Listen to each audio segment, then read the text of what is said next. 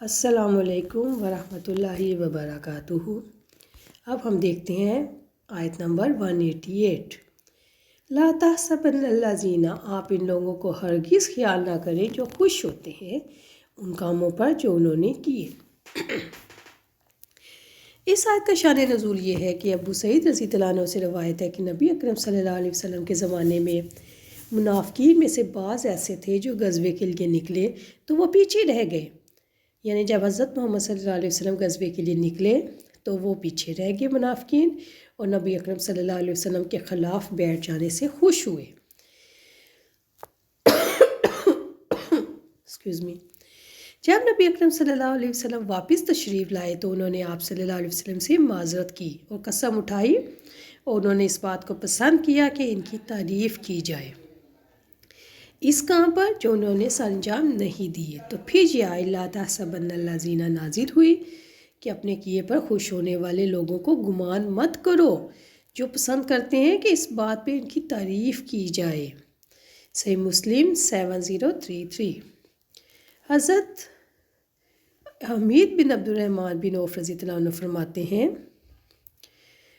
مروان نے اپنے چوکیدار سے فرمایا تم ابن عباس کے پاس جاؤ اور ان سے کہو کہ اگر ہر شخص کو عذاب دیا گیا جو خوش ہوتا ہے اس پر جو اس کو دیا جاتا ہے، اور جو اس نے کیا نہیں اس پر وہ اپنی تعریف پسند کرتا ہے، تو پھر تو ہم سب عذاب میں مبتلا ہو گئے۔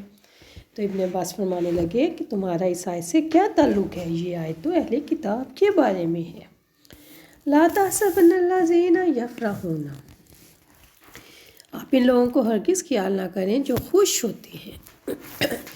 جیسا کہ واقعہ ابن عباس کا میں نے بیان کیا کہ مروان نے جب اپنی چوکیدار سے کہا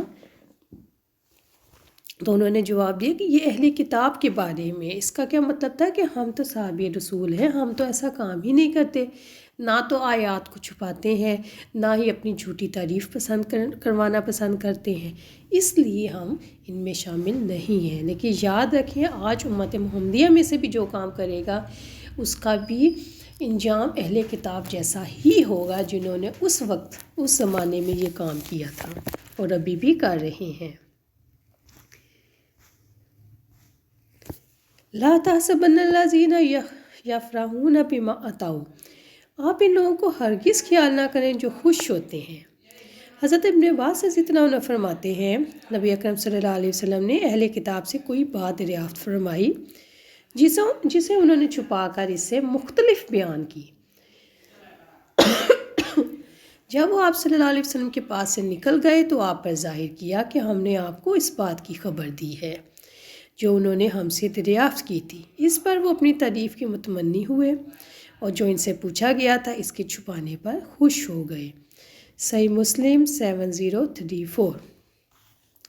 اب دیکھتے ہیں کہ اس آیت میں اصل میں کن لوگوں کی مذمت کی گئی، ان کا رویہ کیا ہوتا ہے، ان کی نیچر کیا ہوتی ہے جن کے بارے میں یہ آیت نازل ہوئی ہے۔ پیاری بہنوں، اس آیت میں وہ تمام لوگ شامل ہیں جو ریاکاری اور شہرت کے لیے کام کرتے ہیں، اور کاموں کا جو اظہار کرتے ہیں اتنا کام نہیں کرتے، جو خوبیاں ان کے اندر نہیں ہوتی ان کو اپنی طرف منسوب کرتے ہیں۔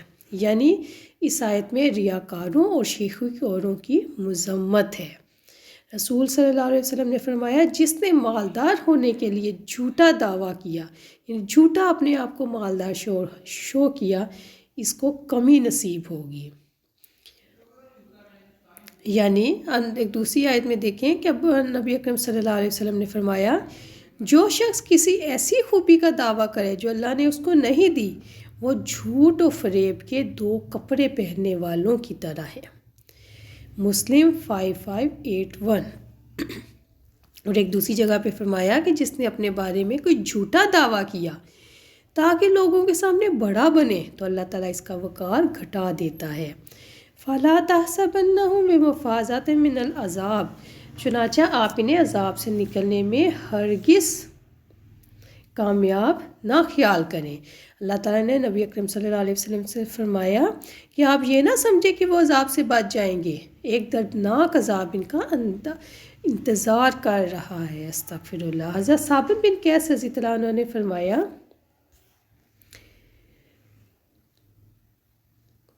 یا رسول اللہ، مجھے تو اپنی ہلاکت کا بڑا اندیشہ ہے۔ آپ نے فرمایا کیوں؟ جواب دیا، ایک تو اس وجہ سے کہ اللہ تعالیٰ نے اس بات سے روکا ہے کہ جو نہ کیا ہو اس پر تعریف کو پسند کریں، اور میرا یہ حال ہے کہ میں تعریف پسند کرتا ہوں۔ دوسری بات یہ کہ تکبر سے اللہ نے روکا ہے اور میں جمال کو پسند کرتا ہوں۔ تیسرے یہ کہ نبی اکرم صلی اللہ علیہ وسلم کی آواز سے بلند آواز کرنا ممنوع ہے، اور میری آواز ہی بہت بلند ہے، میں بلند آواز ہوں۔ تو رسول اکرم صلی اللہ علیہ وسلم نے فرمایا، کیا تو اس بات سے خوش نہیں کہ تیری زندگی بہترین اور خیر پر ہو، تیری موت شہادت کی موت ہو اور تو جنتی بن جائے؟ خوش ہو کے کہنے لگے، کیوں نہیں رسول اللہ صلی اللہ علیہ وسلم، یہ تو بہت اچھی بات ہے۔ چنانچہ یہی ہوا، آپ کی زندگی انتہائی اچھی گزری اور موت بھی شہادت کی نصیب ہوئی۔ مسیلمہ کذاب کے ساتھ مسلمانوں کی جنگ میں آپ نے شہادت پائی۔ آگے دیکھ لیتے ہیں آیت نمبر 189۔ وَلِلَّهِ مُلْكُ السَّمَاوَاتِ وَالْأَرْضِ وَاللَّهُ عَلَىٰ كُلِّ شَيْءٍ قَدِيرٌ، اور آسمانوں اور زمین کی بادشاہت اللہ ہی کے لیے ہے۔ اللہ تعالیٰ ہر چیز پر پوری طرح قدرت رکھنے والا ہے۔ اللہ تعالیٰ ان تمام تصورات سے پاک ہے۔ جیسے یہودیوں نے کہا کہ اللہ فقیر ہے، حالانکہ اللہ تعالیٰ تو غنی ہے۔ اللہ تعالیٰ ہر چیز کا مالک ہے، زمین و آسمان کے خزانوں کا مالک ہے، اور اللہ تعالیٰ ہر چیز پر پوری طرح قدرت رکھنے والا ہے، زمین اور آسمان دونوں پر۔ آیت نمبر 190، اِنَّ فِی خَلْقِ السَّمَاوَاتِ وَالْأَرْضِ۔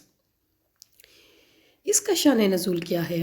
حضرت عائشہ رضی اللہ عنہا کی روایت ہے کہ ایک رات میری باری میں نبی اکرم صلی اللہ علیہ وسلم میرے پاس آئے، میرے ساتھ سوئے تو مجھ سے فرمانے لگے، عائشہ میں اپنے رب کی کچھ عبادت کرنا چاہتا ہوں، مجھے جانے دو۔ میں نے کہا، یا رسول اللہ صلی اللہ علیہ وسلم، اللہ کی قسم میں آپ صلی اللہ علیہ وسلم کا قرب چاہتی ہوں، اور یہ بھی میری چاہت ہے کہ آپ صلی اللہ علیہ وسلم اللہ عز و جل کی عبادت کریں۔ اب آپ صلی اللہ علیہ وسلم کھڑے ہو گئے اور ایک مشک میں سے پانی لے کر ہلکا سا وضو کیا اور نماز کے لیے کھڑے ہوئے۔ پھر جو رونا شروع کیا تو اتنا روئے کہ داڑھی مبارک تر ہو گئی، پھر سجدے میں گئے، اس قدر روئے کہ زمین تر ہو گئی۔ اللہ اکبر۔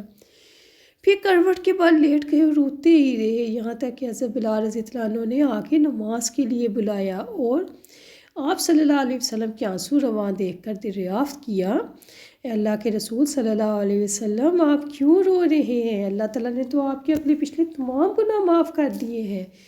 آپ صلی اللہ علیہ وسلم نے فرمایا، بلال میں کیوں نہ روؤں، مجھ پہ رات رات یہ آیت اتری ہے، اِنَّ فِی خَلْقِ السَّمَاوَاتِ وَالْأَرْضِ والی۔ افسوس ہے اس شخص پر جو اسے پڑھے اور اس میں غور و فکر نہ کرے۔ اللہ اکبر،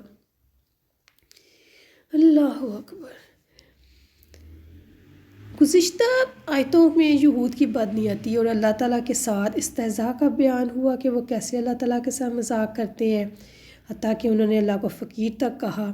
اب آگے آنے والی آیتوں میں ان کو اور دیگر انسانوں کو بتایا جا رہا ہے کہ اللہ فقیر کیسے ہو سکتا ہے؟ اللہ تو سب کا رب ہے، خالق ہے، مالک ہے، معبود ہے، ہر چیز اس کے قبضہ قدرت میں ہے اور ہر چیز اس کے تصرف میں ہے۔ آسمانوں اور زمین کی پیدائش میں، رات اور دن کے بدل بدل کے آنے جانے میں، اللہ سبحانہ تعالیٰ کی توحید اور اس کی عظمت کی نشانیاں ہیں، واضح دلائل ہیں۔ سوال ہے کہ کائنات پہ غور و فکر کرنے سے انسان پہ کیا اثرات مرتب ہوتے ہیں؟ کائنات پہ غور و فکر کرنے سے خالق کی محبت انسان کے دل میں پیدا ہوتی ہے، خالق کے مطالبات پورے کرنے کے لیے اس کی طبیعت مائل ہوتی ہے،